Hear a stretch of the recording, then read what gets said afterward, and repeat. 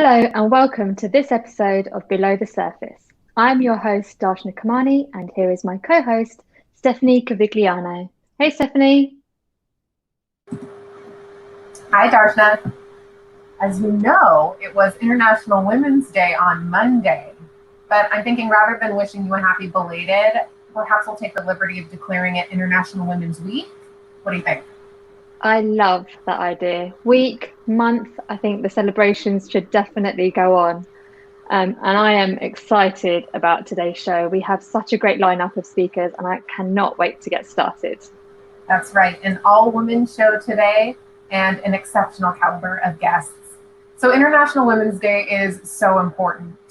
And many of you may not know that International Women's Day, as we know it, has been recognized and celebrated since the year 2000.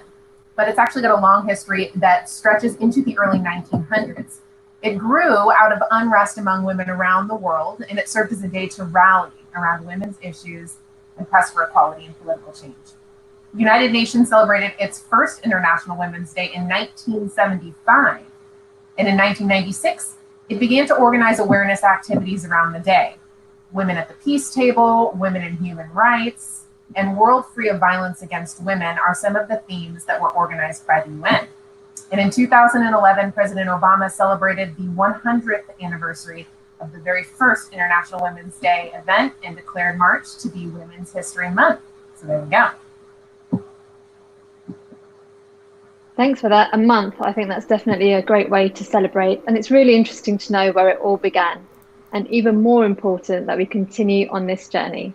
So what better way to start than to get on with this show? But before we do, a quick reminder that you can ask questions in the comment section below, or feel free to just say hello and let us know where you are watching from, or what even International Women's Day means to you, and shout out some of the awesome women in your life. So now on to today's show. It gives me great pleasure to introduce our guests. We have Dr. Sarah Guffels, Principal Program Manager from Microsoft. We have Eleanor Dalloway, Editorial Director for InfoSecurity Magazine. And we also have Nicole Napoleonio, VP Global Alliances from Barracuda. Hello, everyone. Hello. Hey. Hello. Thank you all so much for joining us today and for celebrating International Women's Month with us. Can you tell us each a little bit about yourselves and why International Women's Day is so important to you? Sarah, why don't you start us off? Sure. Hi, everyone. My name is Sarah Guffels. I'm a Principal Program Manager at Microsoft, and I get to spend most of my day focused on building content for folks who are interested in getting into the tech industry, whether they're students, they are career changers, or maybe even they're just already in the industry but interested in getting into another part of it. I have my PhD in computer science, and I focused on education there as well. And what International Women's Day means to me mostly is around community. So my mother is a single mother immigrant from South America to the United States, and she was just a very strong, inspirational woman in my life. And my first computer science teacher ever was a woman, Dr. Beth Simon, and she focused on computer science education and is now one of my very good friends. And I've just had a series of women throughout my life that have not only inspired me, mentored me, supported me, but also just befriended me and became a part of my community. And I think that this day, this week, this month is about recognizing those women and recognizing our parts in being that for someone else as well. And how about you, Eleanor? Hey, so I'm Eleanor. I'm the Editorial Director at InfoSecurity Magazine. I've been a tech journalist for 15 years. I've done a huge amount of sort of specialist work over the years, researching, investigating, interviewing all around women in technology.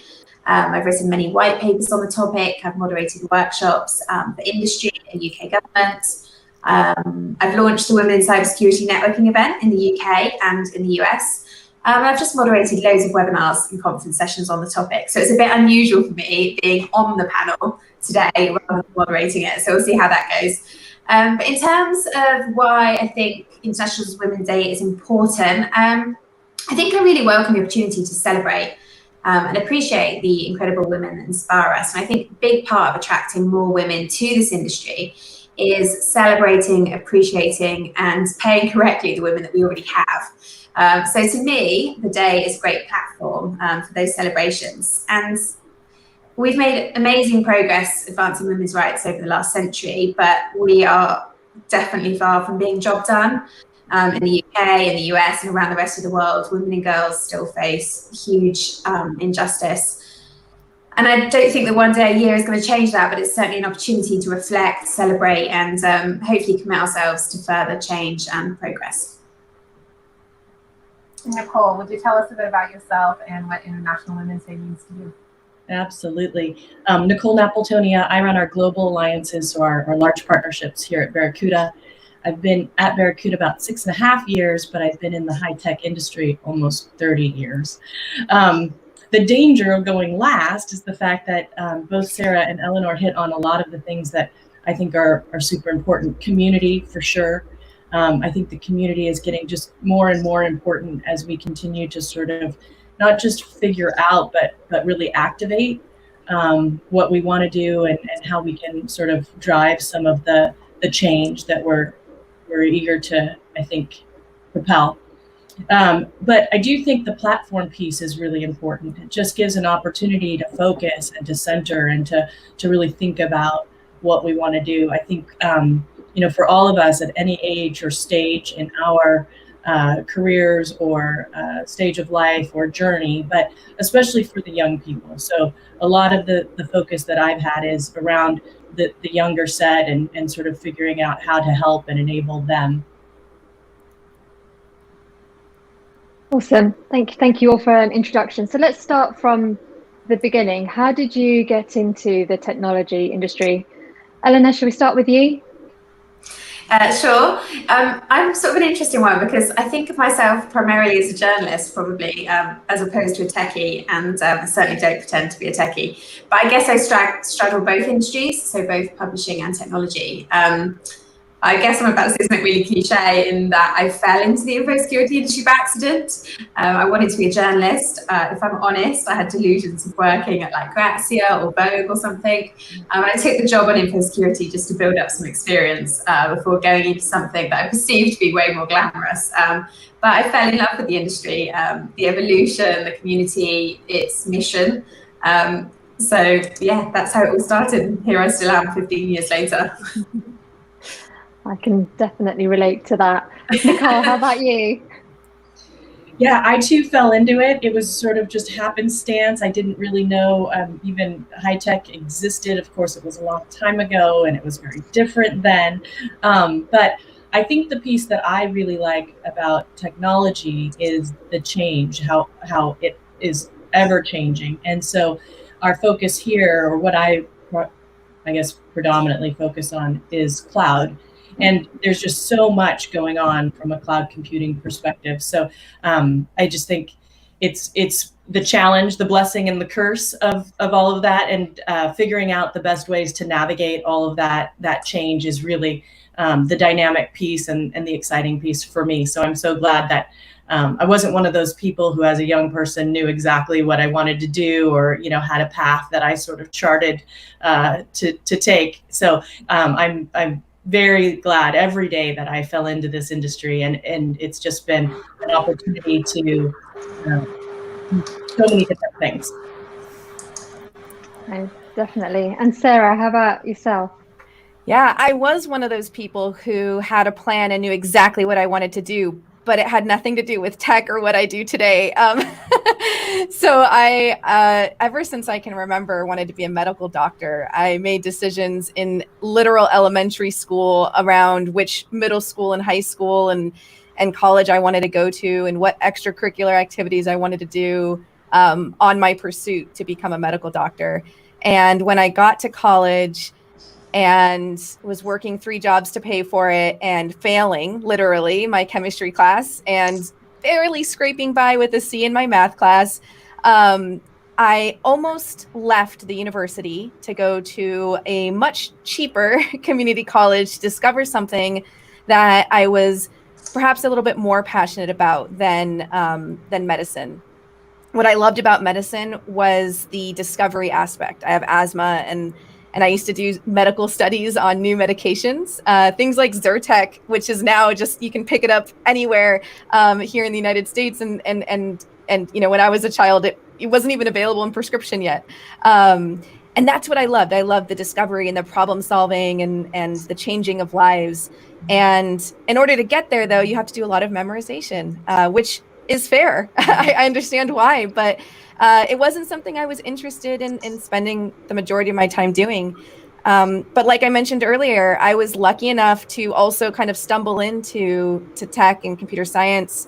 I took a computer science course. I had no clue what it was. And I fell in love with it because I could sit in the lab and not understand why my code was running that way, get like 3 people around me to try to help just figure out why it's running that way. No one else could understand it either, but there was a community there. There was a sense of discovery and problem solving. And the part of it that I love the most is the education and learning part. My mom's a school teacher, and like I said, my first professor was focused on education research, and that's the part of it that I really fell in love with, and is what has led me to my role today.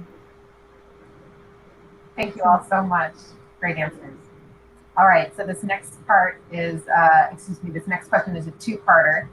Nicole, let's start with you. What challenges have you faced as a woman in tech, and how have you worked to overcome them? So I think it's hard to separate always sometimes your own personal challenges, whether it be learning curves or things that you're trying to do versus kind of what has happened to me as a woman.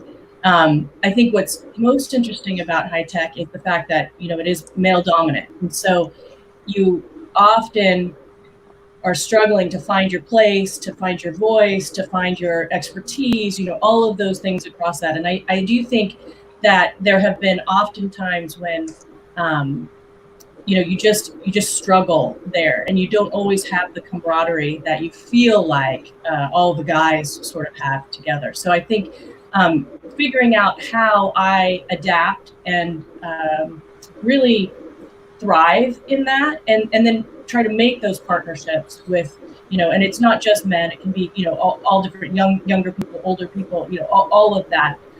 Millennials, for example, they're different than sort of the way I was raised, and sort of the work ethic. They push things, they challenge things.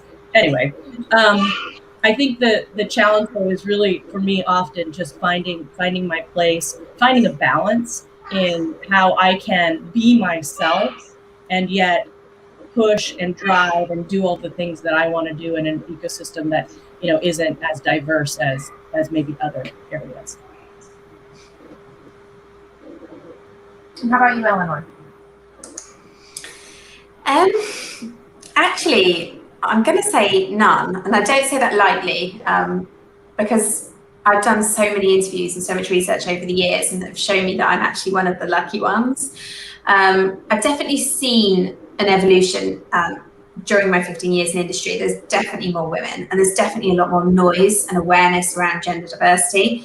But I've personally never felt discriminated against because of my gender, and my organisation are one of the good ones. They've supported me and developed me.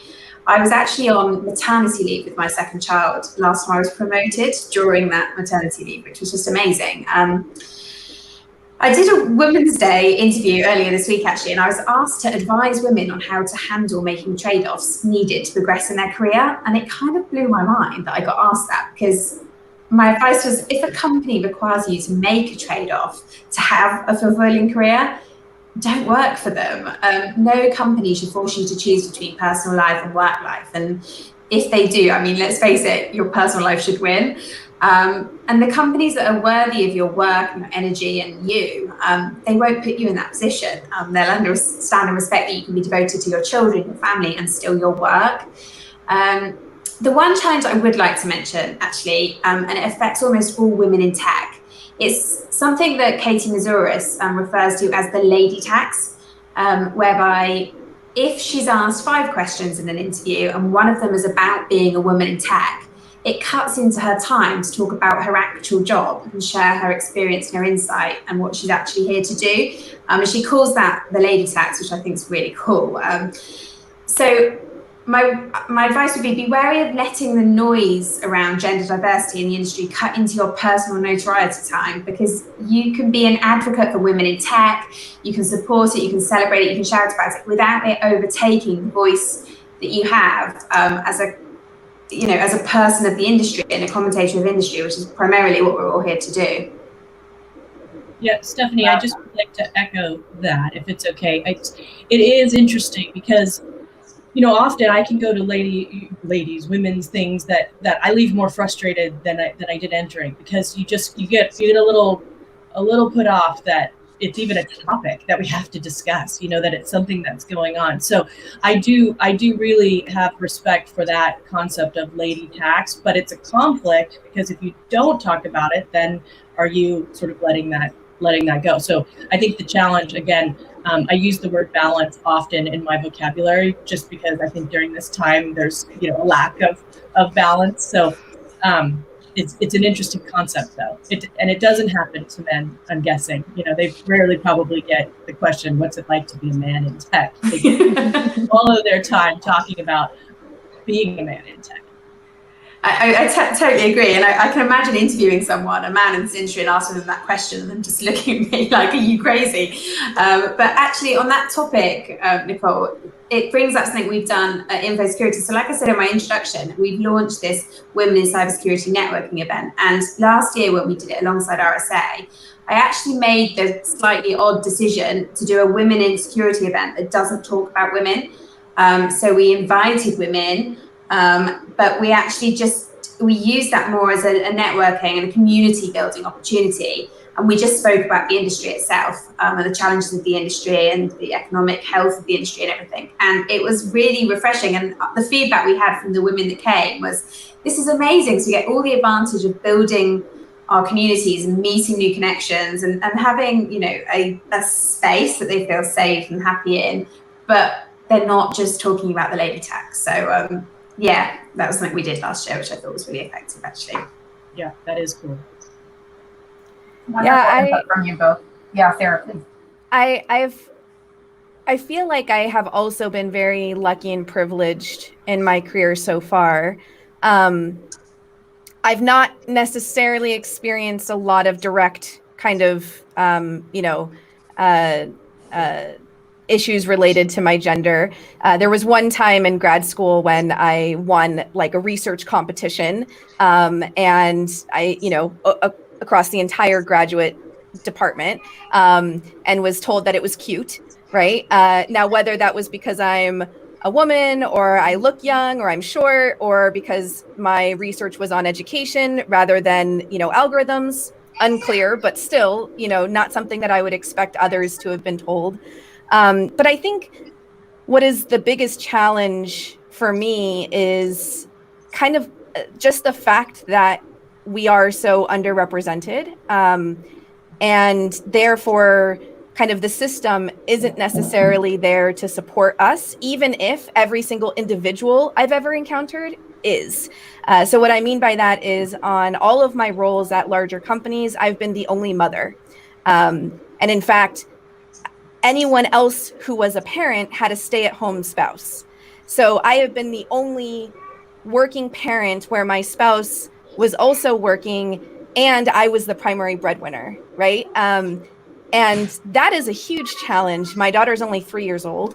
And, especially, for example, this past year in 2020, when my partner lost their job, and luckily he got another one fairly quick, but I was the only one who had medical insurance. I was the only one who had our retirement. I was the only one who had an income that was steady. And my job also requires, 40, 50, sometimes 60 on a busy week, hours a week of work. So this past year, I feel like I've seen my daughter like on the weekends, basically, right? I don't really see her. I'm up before her. I'm home after her. And so that's a huge tax. I think it would be for any parent, regardless of gender. But I think especially for me personally, being a mother has been something that I've always wanted to focus on. And I have had to make that trade-off, not because Microsoft has asked me to. And, In fact, they have been an extremely supportive company. They've provided us additional time off for parents, regardless of gender, to spend with their children, to go part-time, etc.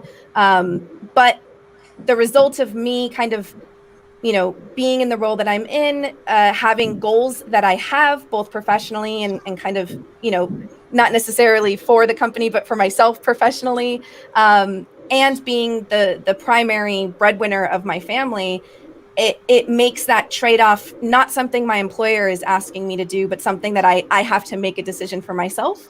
And it's difficult. It's difficult. And while my teammates and my colleagues and my manager and my, all the way up empathize and experience something similar in some cases and support me and want to provide me with as much space as they can, ultimately, it's not set up for the primary parent to be the primary breadwinner in a very fast-paced, demanding industry.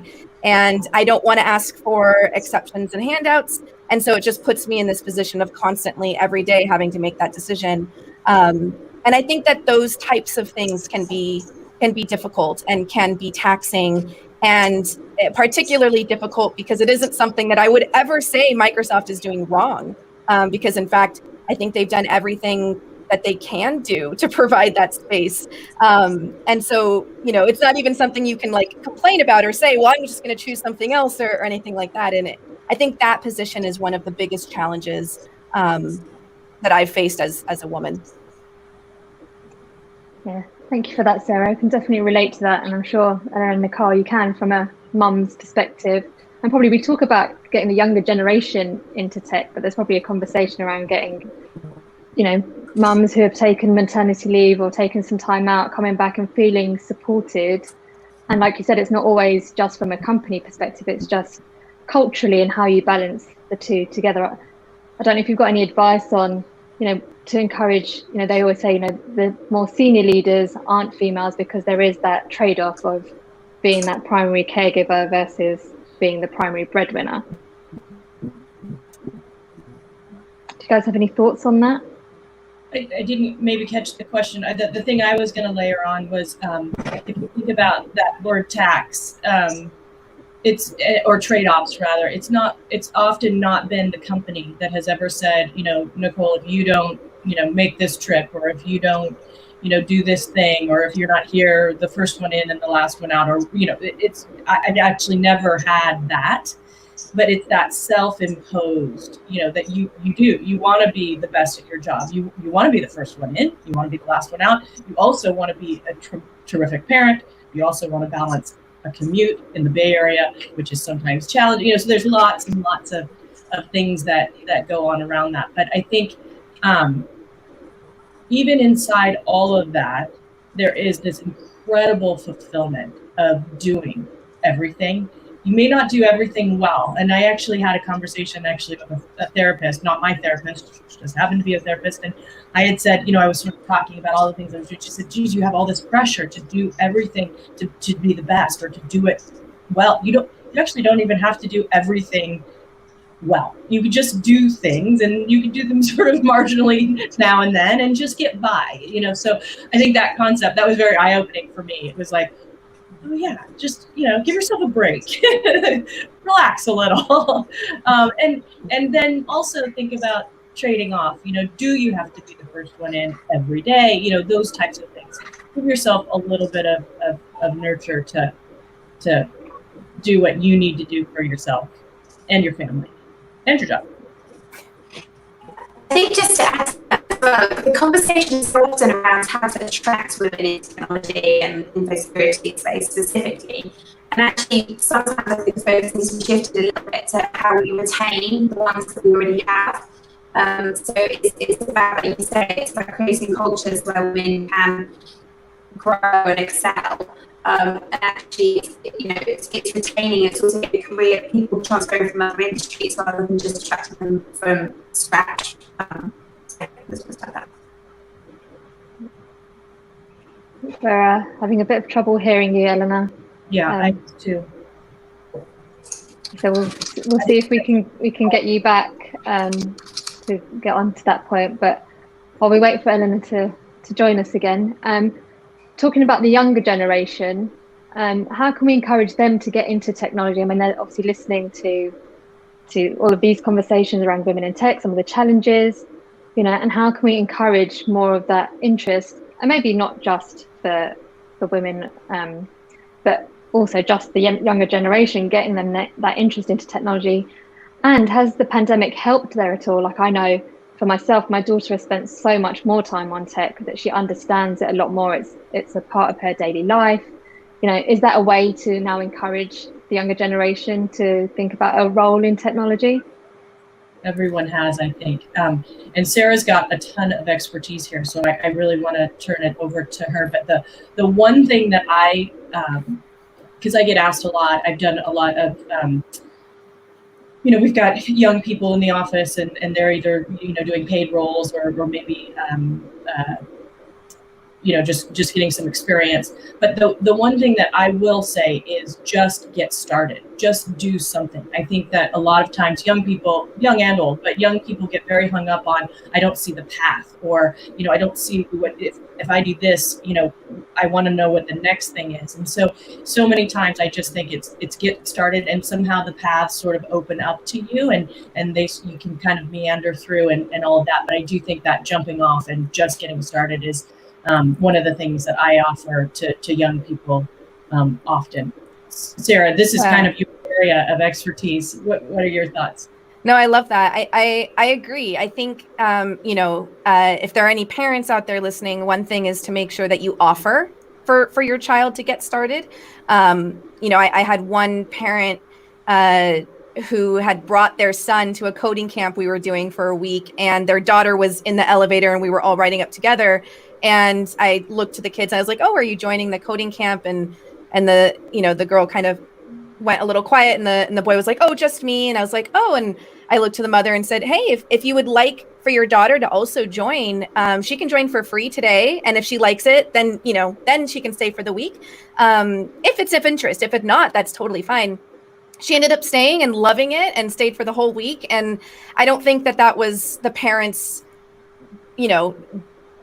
trying to not include her necessarily, but they made an assumption that she wouldn't be excited about it. And they were pleased to find out that she was. But I think it's about that, right? I think what I try to make sure that I reiterate is that computer science, tech, all of this industry, it's really a tool. And yes, you can just love the algorithms and love the code. And that's mostly what my husband loves about his role is he loves just sitting with a tiny bit of code in a really complex algorithm. But you could also love education like I do. That is the primary reason that I'm in tech, is because I love education. I love what tech can do to transform the education space. I love teaching other people how to do things that they love. I knew someone who did their graduate degree in computer science, but focused on music and on rap, and being able to build machine learning algorithms to decipher the lyrics and how they play a role in that genre. And could you predict what, a new song might be focused on based on previous trends and things like that, right? You could be very passionate about agriculture and wanting to design an Internet of Things to track, temperatures and water intake for different plants and predict when and where is the best place to plant certain crops in order to get yield the most, result from those crops. So I think the biggest thing that I want to say to folks who are younger and potentially interested in entering into the industry is focus on the thing that you love, even outside of tech, and then figure out ways where tech can help you with those goals or enhance that or help you solve that challenge. And I think that enables you to start to explore tech in a way that is a little bit more directed. There's way too much for you to understand everything. Nobody in the industry does. So you can start to pursue different communities, people who have similar interests, people who have different interests, and just kind of understand the scope of tech that applies to the things that you're interested in. And I think if we do that, that will enable us to support a generation of learners and of developers who are passionate about what they do, and who are actually changing the world with what they work on. Darshna, you had asked about the pandemic, and I think you hit on it too. You focused on kids and the fact that they are going to be much more tech savvy. But I think it's across every human. I mean, my grandmother is getting on Zoom because that's the only way we can communicate with her where she is, as an example. But I also think what Sarah's talking about, I think it's maybe been accelerated because of the pandemic, but that tech is kind of just this foundational thing now. It's the thing that's going to permeate everything, no matter what. I don't think you're going to be able to avoid tech, no matter, even if you're in the lowest tech or what you would have previously perceived as a very low tech thing. Agriculture is a great example. My family has orchards up in Oregon, and I know they're using technology in ways that my cousins and I would have never thought he would do. So I just think it's part of everything. Sports. Yeah. I like to call it computing as the fourth R, right? Everyone needs to have a basic understanding, whether you're going to build it or use it. You need to have a basic understanding to be able to participate. Yeah, for sure. Yeah. Is Eleanor back? Want to share the time? I'm back, but I don't know if you can hear me. I think we can. Yes, we can hear you. I know you've been running around. I just wanted to make sure you got some airtime as well. So Eleanor, we were just talking about getting the younger generation into technology, then thinking about it as a career, and really whether the pandemic has helped, like Nicole said, accelerate it, because everyone's on tech nowadays. Going to school online was a new thing, and now it's just part of the norm. So what are your thoughts on, how can we get the younger generation thinking about technology as a potential career path?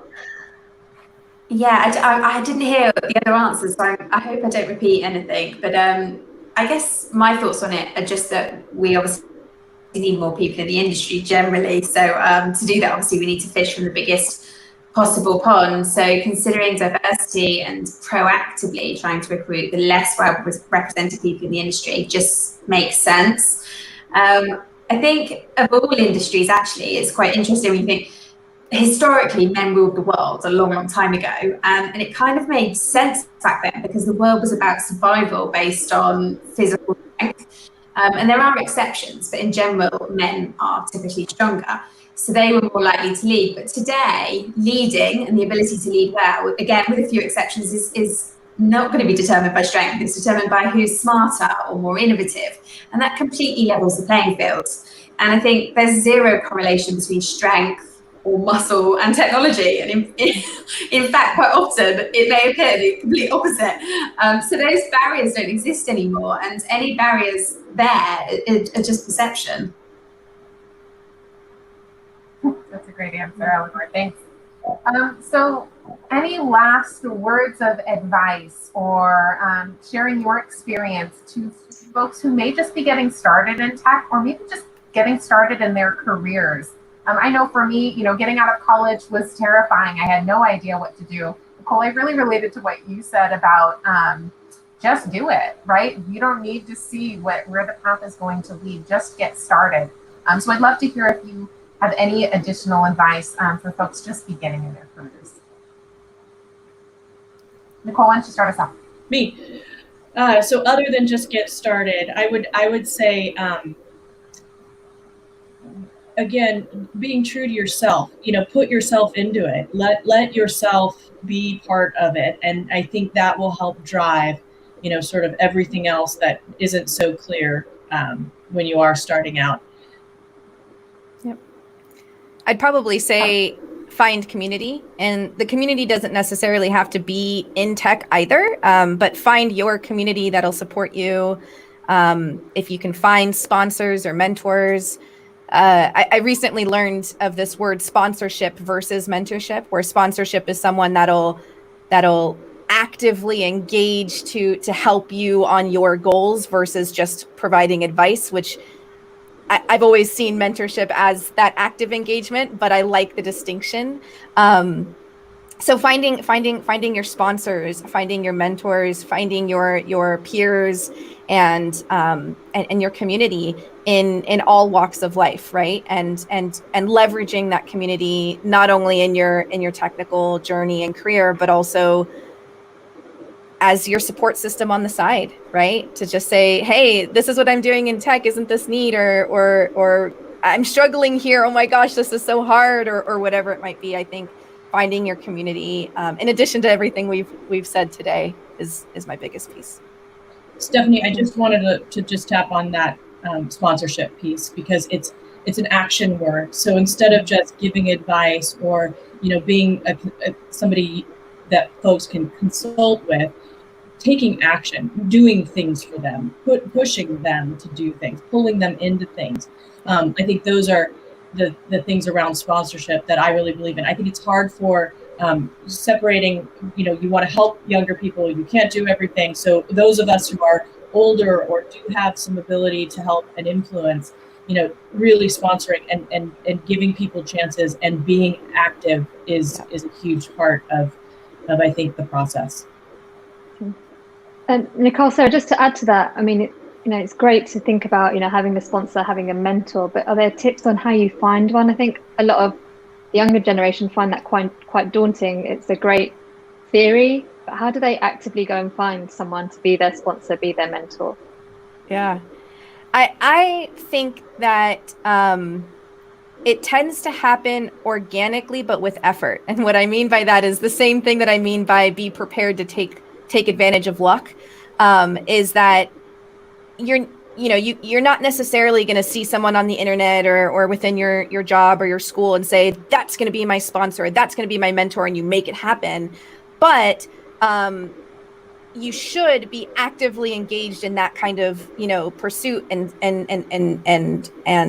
journey, and asking, trying to find time with those folks. 5 minutes. Do you have 5 minutes? Can I buy you a cup of coffee? Right? Can we do a 20-minute quick Zoom call or whatever it might be?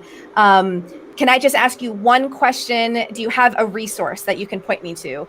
Do your research ahead of time, right? See if they already have resources. Mention that. I saw that you did this and that really inspired me, but I had one question on it. Don't assume that they have all of the time to be your sponsor or mentor, but just kind of reach out to people that you hope to be your sponsor or mentor. And then the organic part is not everyone's going to respond, not everyone's going to have the time beyond a simple response, but the ones who do, or the one who does, that's the organic part. And that's going to be because they resonate with you and you resonate with them. That's going to be because they happen to have the time in their career at that moment, or whatever it might be. So you have to make the effort to try, and be prepared to kind of wait a little bit to find that organic fit.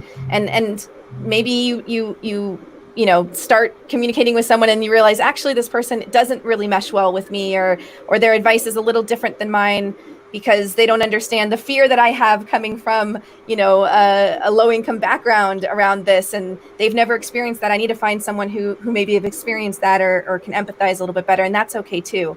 So making the effort, just trying to reach out. I've had many people do that. Sometimes I have the time and it works out well, and sometimes I don't. And no matter what, though, I think they got the opportunity to kind of just try and reach out. I think that's absolutely true. I think the one other thing that I would layer on is sort of the flipping that, which is twofold. As a young person who needs sponsorship or mentorship, be open to it. So when you may be actively going out, as Sarah proposes, which is great if you kind of know what you want and can go do that.